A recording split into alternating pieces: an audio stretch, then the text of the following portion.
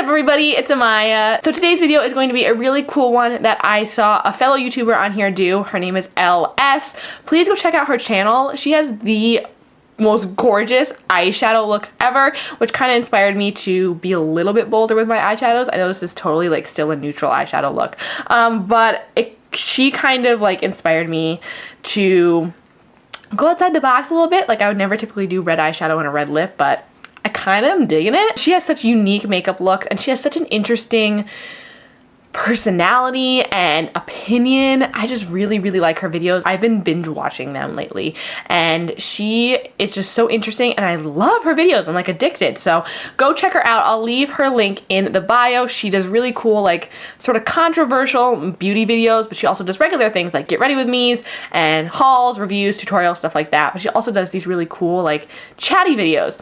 And the one that she did that I'm going to be doing today is 9 beauty brands that bore me. I'm actually going to be doing 10, but she did 9, and I believe she got this idea from another YouTuber.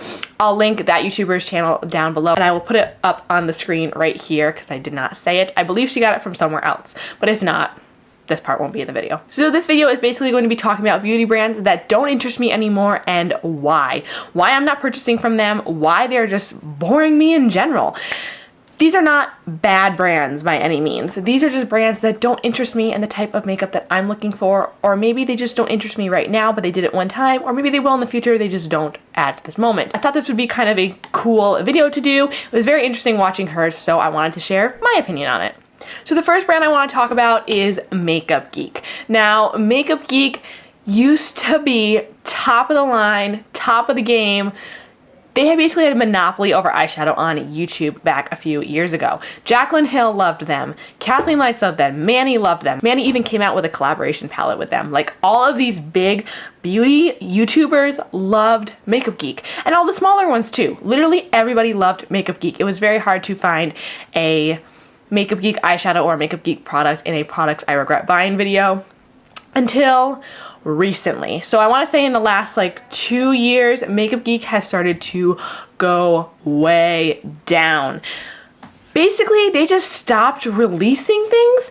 I know they released a while ago like the liquid lipsticks and then like lip creams and lip glosses maybe, and maybe even some regular lipsticks, but that's the last I've heard of them. I saw maybe they released some like highlighter palettes that I saw in a few anti-hauls, and I know they did release individual highlighters. They had a KathleenLights collaboration, but if you think about that, that was definitely a few years ago.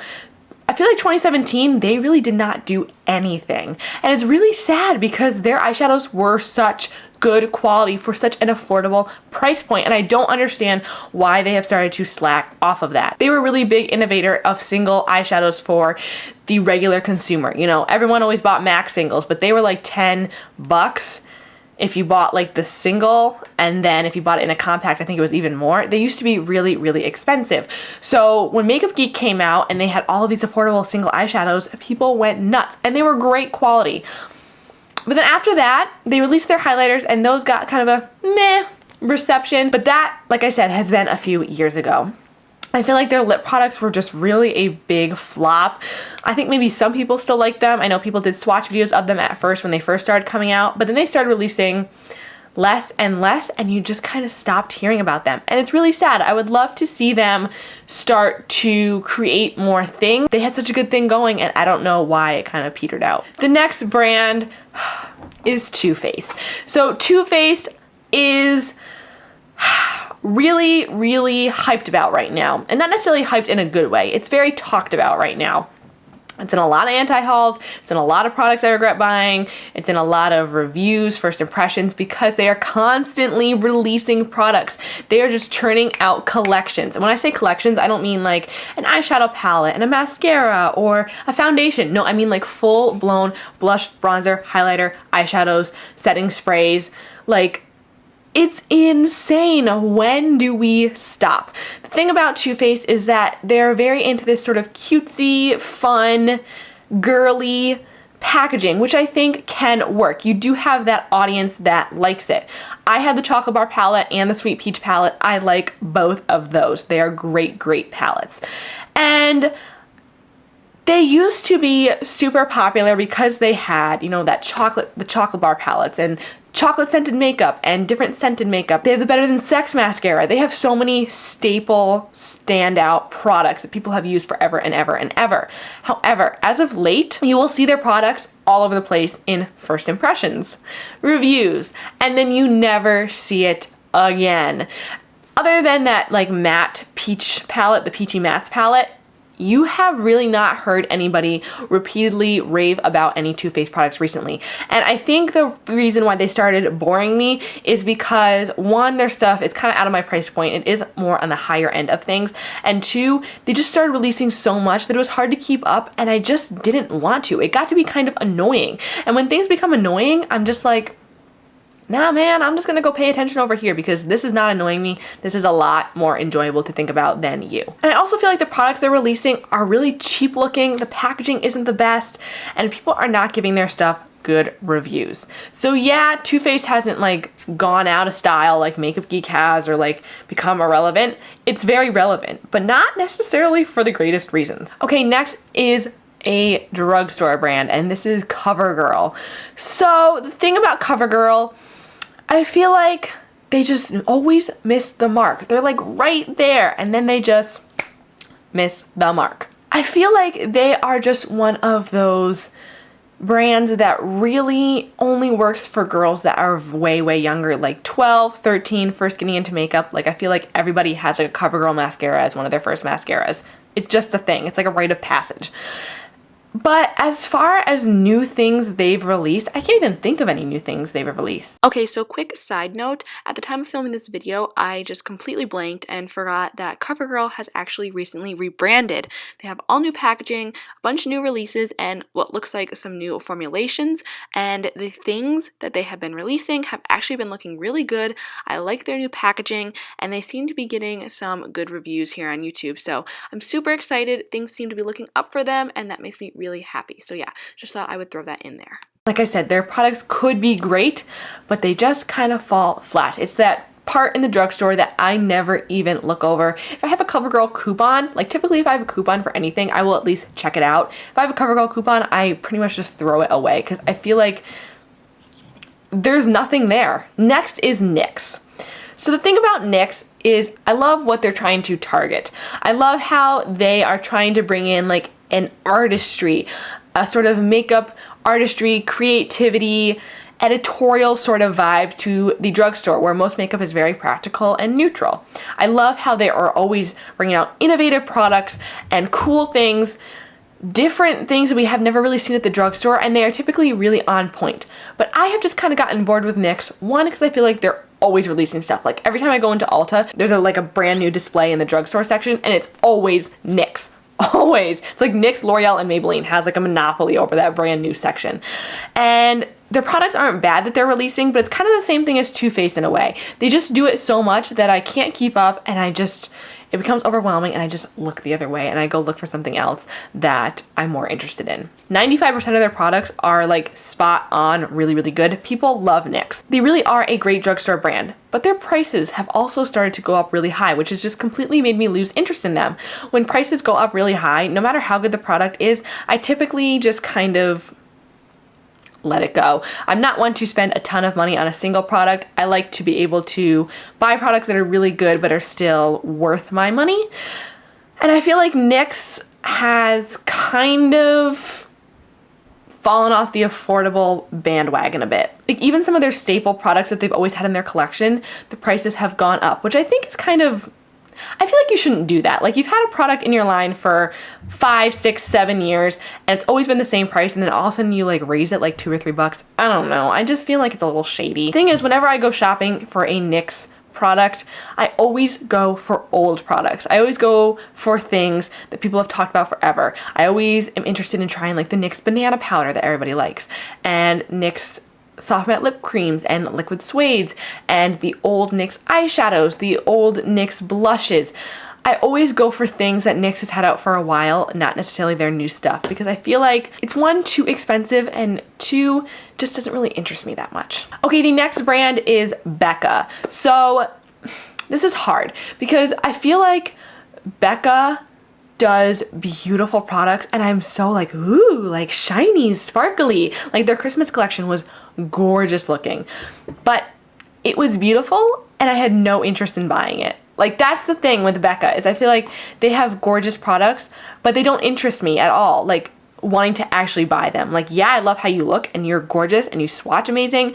Yes, that's a good product, but I don't want to buy you. Everything they do is very like shimmery and shiny, and I love shimmery and shiny things, but things like an all shimmer eyeshadow palette don't interest me that much because it's not versatile. I don't want to spend 30, 40, 50 bucks on a shimmery eyeshadow palette that I'm only going to be using sometimes. You know what I mean? I feel like I can't use that as a whole palette, and while it might be really gorgeous and beautiful, I don't know, I just feel like Becca is something that I always like look at, but I just never buy from anymore. Next is Revlon, and I feel like this is a big thing. They are just behind. They're not trendy. They are not doing the most. They're not doing the best that they could. I feel like they could really be good because they do have standout staple products, but they're old products. They are their lipsticks. They're their Color Stay foundation. They're their Photo Ready primer, and even that foundation.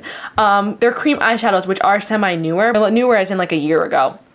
But anything recently that they've released, which hasn't really been much, has been just kind of boring. I feel like nobody's really hyped it up, nobody's talked about it. They didn't put out a lot of advertising or send PR. I feel like they never send PR to any YouTubers. While that is really annoying to see all these big YouTubers get all this PR and like brag about it on first impressions and everything like that, it's kind of how you get recognized and well known. Like things like Milk Makeup and Glossier, if they didn't necessarily send out PR like they did, I don't know if they'd be as hyped. Maybe they still would be, but they were really irrelevant brands, and then they started sending out PR and people started discovering them and raving about them, and I feel like Revlon just never sends out PR or anything like that. I feel like they don't really try. Okay, next is Tarte. I have never liked Tarte. I don't own any Tarte products except for the Tarteist mascara and then a few little samples of their liquid lipsticks and of their blushes. And those are things I've gotten in Ipsy bags, BoxyCharm, Birchbox, stuff like that. They're things I've gotten in subscription boxes, not things that I have bought. So I've never really liked Tarte because I feel like they are kind of shady. I feel like they always bring all these YouTubers on these really big vacations and they give them all this product and it's like hashtag tripping with Tarte. And I'm not jealous. I don't really care. I wouldn't want to do that. But I feel like people talk about their products because they're in all their PR. They're getting sent on these trips for these makeup launches and releases, and that's how they're getting their name out there. I feel like if Tarte didn't do any of that, people wouldn't necessarily be as attracted to them. Honestly, like even the old products that Tarte has, like their old eyeshadow palettes and stuff like that, have never really interested me. I feel like their price point, again, is a little bit higher, and they're the kind of thing that I go in and swatch the newer products, but I don't actually want to buy them. I look at them as a brand and I just get bad vibes and I get bad feelings. Whether that's true or not, I don't know. I did really want to try the Shape Tape concealer. It's just really expensive, but I did want to try it. But after the Shape Tape foundation fiasco, I don't know, man. I just feel like Tarte has always just given me really icky vibes and I'm not down with that. Okay, so the next one we have is Rimmel, and I feel like Rimmel is very similar to CoverGirl and Revlon. I feel like their products are kind of cheap and aimed at a younger demographic in a way. Rimmel does have some good products. I like their Lasting Finish foundation and I like their Scandalized eyeliners, but other than that, I can't really think of anything that I've even been interested to try or that I've even heard talked about. I know they just released a new foundation and concealer, which I kind of want to try. That actually kind of has me interested. But for the most part, they just, I feel like, don't release enough. Like some brands like release way too much. And I feel like Rimmel just does not release enough. Like they had that Shake It Fresh mascara. Oh, people did not like that. I don't get that. I don't get it. I have it. I haven't even opened the package. I got it in a subscription box and I just haven't even touched it because I'm like, this is just not going to be good. I know. They're behind the trends. They don't release enough. They don't advertise enough. I don't know. Okay, next is another drugstore brand and it's Hard Candy. So I feel like Hard Candy only got popular and got like known because of their tiki bronzer thing that people use as a highlighter. I feel like if it hadn't been for that, people wouldn't have really noticed that much because honestly, their products, like nobody talks about their products other than that. And that was granted a while ago that people even talked about that. People don't really talk about that bronzer highlighter thing anymore. I have one of their liquid lipsticks and it's okay. I like it all right. Would I purchase another one? No, I haven't. But I tried it out and it's all right. And I've heard that a few people like their like mattifying primer. I have one of their setting sprays and I like it okay, but it's not the best. I feel like their products just aren't that great of quality, and I see them and I'm like, ooh, let me look here. And then I'm always disappointed because I'm like, oh, everything's just kind of boring. And then the last brand that I have is, I feel like I'm gonna get shot for saying this, Urban Decay.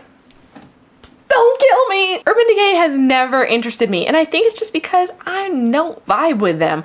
They kind of have a little bit more of that tougher edge to them, very like rocker, colorful, sleek, tough sort of look to them, and it's just never really drawn me in. Again, their prices are a little bit expensive for me. I have one of their heavy metal glitters. Amazing, amazing, amazing, amazing. 10 out of 10, 12 out of 10, 15 out of 10, I would recommend. They are spectacular. However, all their other things are just kind of meh to me. Like, they obviously have the Naked palettes, but I have never really been interested in the Naked palettes other than for the fact that it's a Naked palette. Like, I always wanted a Naked palette when I was younger because it was a Naked palette. Like, to be cool on YouTube and just be cool in general, you had to have a Naked palette. And I have one. I have the Naked Smoky, and it's really not that great. I also have one of their Vice lipsticks that I bought on sale, and it's okay. Is it anything special? No. Do I get the same thing at the drugstore? Yeah. If I hadn't bought it on sale, I wouldn't have bought it. And I also have their Chill Makeup Setting Spray, which is amazing, and I love it. But I feel as though their products just never quite interest me. Like, their launches and their releases are never things that I necessarily want to pick up. Even the Naked Heat palette, which is very much up my alley, just kind of didn't excite me. I don't know why. I also feel like they are just very colorful. They're very bright. They're very outgoing. They're daring. And that's not necessarily me when it comes to makeup. Like, this here, this look is daring for me. Would I even wear this out? I don't even know. Like, this is a lot for me. This is daring for me. I'm more of a natural glamorous sort of makeup style. And Urban Decay, while they do have a few products that fit that criteria, that's not really their aim. And so for that reason, they just kind of bore me because I just am not interested in their sort of whole aesthetic. So that is it for this video, you guys. I hope you guys like it. I hope you guys found this interesting. I'd love to do a part 2 of this because I feel like there's even more brands that as I was talking, I was like thinking of, but this video would be 1,000 years long if I mentioned everything. So yeah, that's it for this video, you guys. I hope you guys like it. Please give it a big thumbs up and subscribe if you haven't already. Let me know what you thought in the comments below, and I will see you in my next video. Mwah. Bye.